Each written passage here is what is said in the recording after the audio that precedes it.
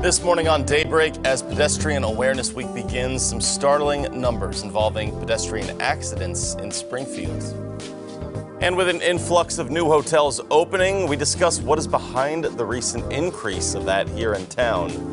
Plus, perfect weather for an event in the Phelps Grove neighborhood over the weekend, showcasing some greenery and bringing money back into the community. We'll break that down and more this morning for you on Daybreak. Good morning, everyone. Thank you for waking up with us today. It is Monday, June 10th. I'm Joe Morano, Lauren Barnes with the morning off. But we're here to start off this week and get you going. Elisa Rafa also with the morning off today. So we call in Beth Finello. Beth, great weekend, wasn't it? It was. So nice. The rain held off, especially here in Springfield. Yeah, that was really good to see. And it was great. Lots of sunshine. Good news is today, more sunshine. Yeah. And not as humid. We had a cold front come in last night. This week will generally be pretty cooler, yes, right? Yes, very excited about that. Let's start off with this morning. We're very pleasant as we head out the door. You're going to probably need a jacket. It is a little bit cooler out there, but overall very nice. 60 degrees in Springfield. Northwest winds at about 7 miles per hour. We've only got a couple of clouds. Otherwise, mostly clear across much of our area, and temperatures in the 60s and a couple of 50s. 57 in Clinton, 61 in Rolla, 65 in West Plains, 66 still in Mountain Home. Dew points, check this out.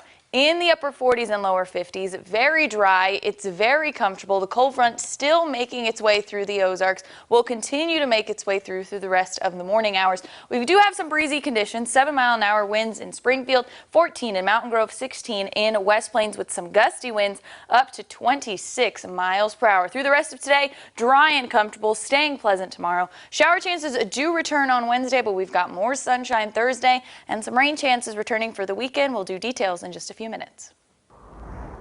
Thank you, Beth. We'll begin Daybreak with what's new this morning. According to the St. Clair County Sheriff's Office, one man is in critical condition after an officer-involved shooting yesterday afternoon. A St. Clair deputy was attempting to pull someone over for failure to pull over on Highway E and A. When the deputy approached the car, he noticed a weapon that the driver allegedly reached for.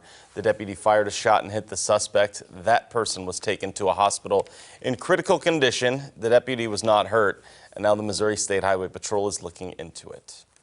The Newton County Sheriff's Office is searching for a woman from the Mount Judea area who was last seen on June 3rd. Pamela Samuels-Loro is 5'5" with hazel eyes and gray hair that's cut very short. She could be suffering from some mental illness. Authorities said yesterday that they located a truck that belonged to her and used multiple crews to search near Sam's Throne Campground off Highway 123. Sheriff Glenn Wheeler says it's too early to rule out any possibilities at all with this investigation. One man has died after a crash in Springfield early Sunday morning. A man was hit by a car at Highway 65 in Battlefield. Richard Mann died at the scene. The driver of the car cooperated with police and did not show any signs of being impaired. That crash is still being investigated. And with that, we also need to mention that this begins Pedestrian Awareness Week today. We spoke with the police department and the city of Springfield and found some compelling numbers here. According to the Missouri Department of Transportation, last year, 97 pedestrians were killed and 254 were seriously injured in the state. According to Mandy Bootjin Quinn, about 70 pedestrians in Springfield get hit by a car per year, which is more than one person a week.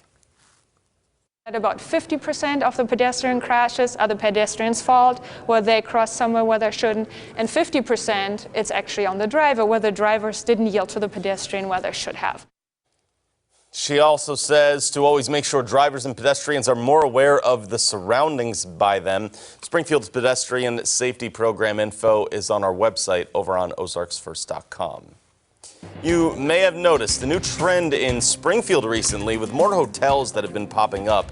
6 new hotels are actually opening within the next couple of years in town, and it's not just happening in Springfield. It's actually a national trend. Tracy Kimberlin with the Convention and Visitors Bureau says that these hotels are all coming here because of the attractions Springfield's offering.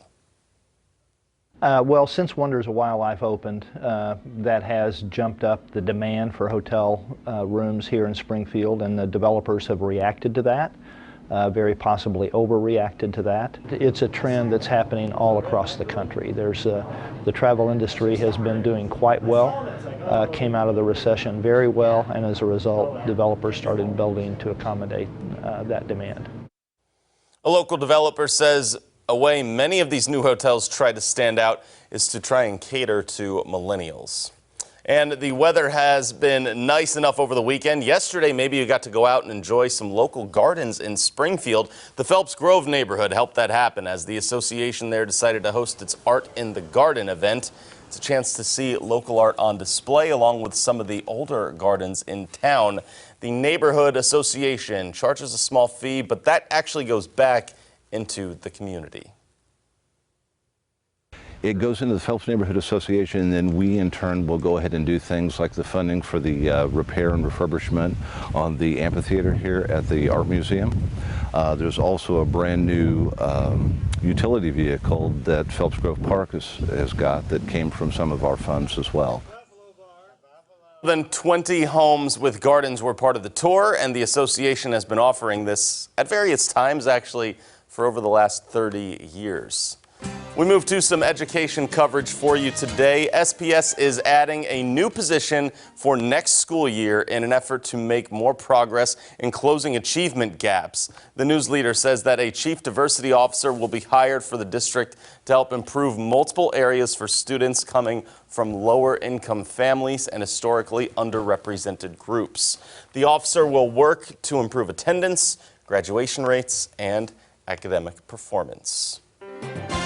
In a Color 10 follow-up today, associates from around the world recently visited Northwest Arkansas for the annual Walmart shareholders meeting. Hannah Zettel is here this morning with a recap.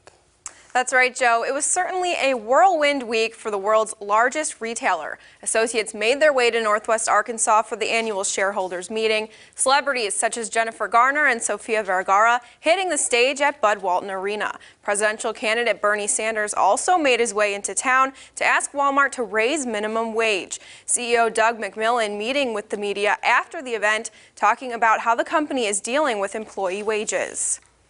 Town by town, store by store, we're taking wages up on the starting wage rate as much as we need to attract the talent that we need to attract.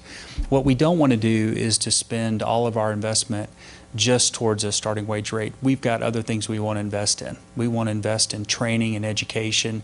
We want all of our associates to benefit.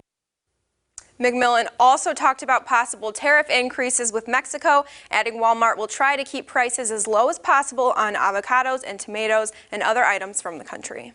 All right, Hannah Zettel reporting this morning. Thank you. Still up for you here on Daybreak. Beth is back with what to expect weather-wise on this Monday and another chicken recall from Tyson Foods. That's next. From Color 10 Ozarks First, Lauren Barnes, Joe Morano, and weather with meteorologist Alisa Raffa. This is Color 10 News Daybreak.